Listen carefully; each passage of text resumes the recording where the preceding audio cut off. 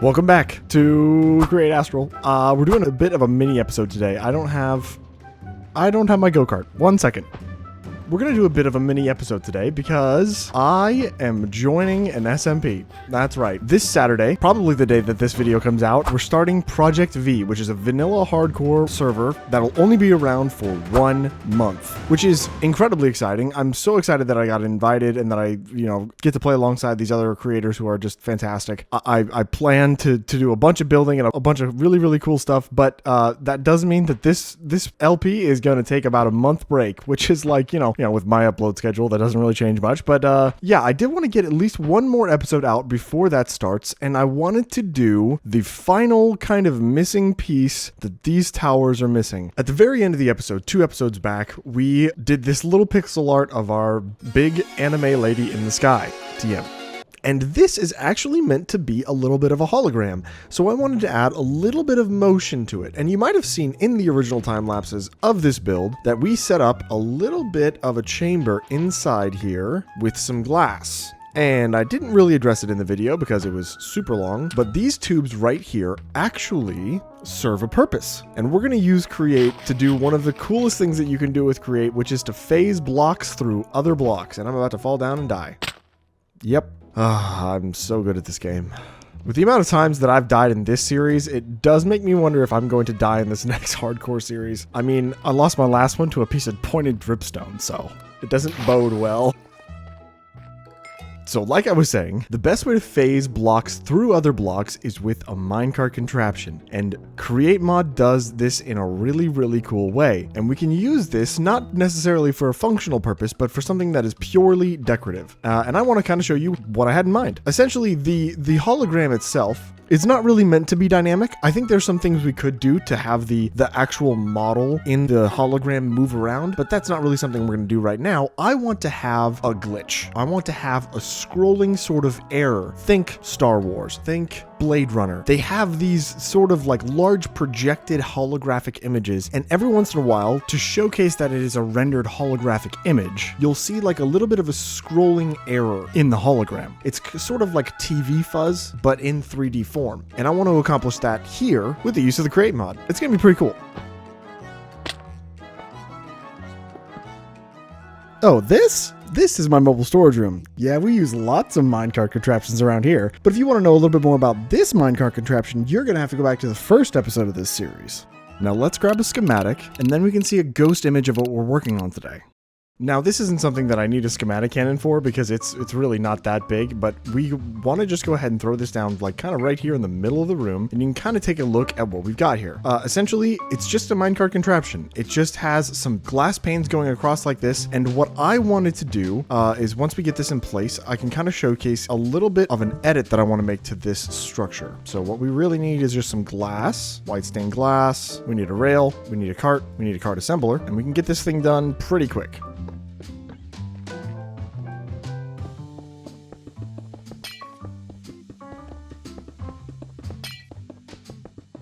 One thing I would like to do is I would love to give this a little bit more definition by adding some more vertical lines to this structure. It gives it a little bit more of a glitch effect, and as it's moving along, it would give a nice effect, but unfortunately with sodium, you actually can't see the other side of the glass pane here, which is not that big of a deal, but it is a little bit of a disappointment. It's still going to work just fine. Now, the next thing we want to do is we want to grab a few water sources. And then we're going to fill up our bubble column here, which is going to shoot the minecart from the bottom to the top.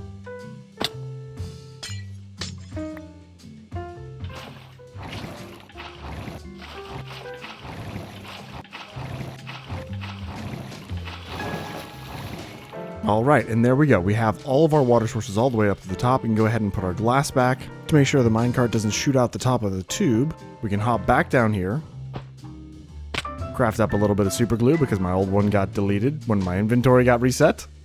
And then we just throw a little bit of super glue on this thing.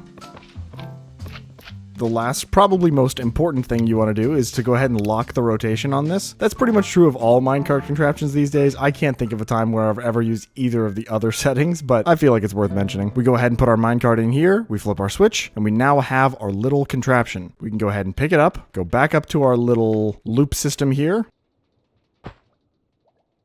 And it's pretty important that we actually face this the direction that it'll be going. But if I go ahead and place it like this, it's going to stick out past our billboard. And you can kind of see what I'm talking about. If I go like this, we can go back out here. And you can see that the glass is actually sitting... Ooh, is it too far forward? Oh, no. I think it's too far forward. 5 attempts? What do you mean 5 attempts? It didn't take 5 attempts. No. What? No.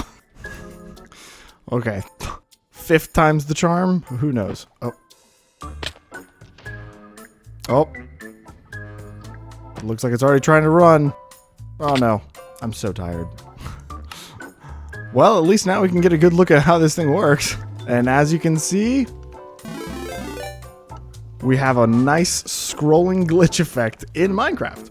I think the only true way to do this is to actually get 2 or 3 of them going, but it's pretty cool, right? It's a nice little added detail that's going to bring a little bit more life, a little bit more motion. Now, let's go get our stuff. Other exciting news is that I'm actually getting a bunch of work done on my PC this week, which means that hopefully our frames are going to be so much better in this world. I'm a little bit nervous. I'm going to quadruple back up everything that I have, so hopefully we don't lose anything, but it's pretty exciting. I'm going to get some better PC components, and hopefully I won't be lagging all the time. I mean, it's still modded Minecraft, so my hopes aren't that high, but hopefully I'll get more than 30 frames per second. All right, now let's see if we can build a couple more of those. And you know, I think I tested this at one point or another, but instead of having the glass panes go backward, I could always just have them sit forward instead. Then you would definitely be able to see the vertical lines. And as long as you're not seeing it from a side angle, I think it would actually be okay. Let's see what that looks like. Now, timing this just right might be a little difficult because I don't really want to change its direction.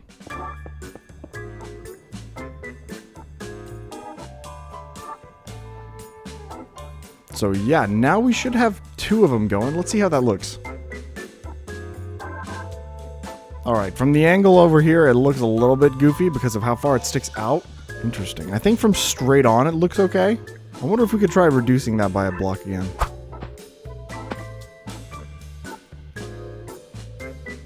Alright, off that one goes.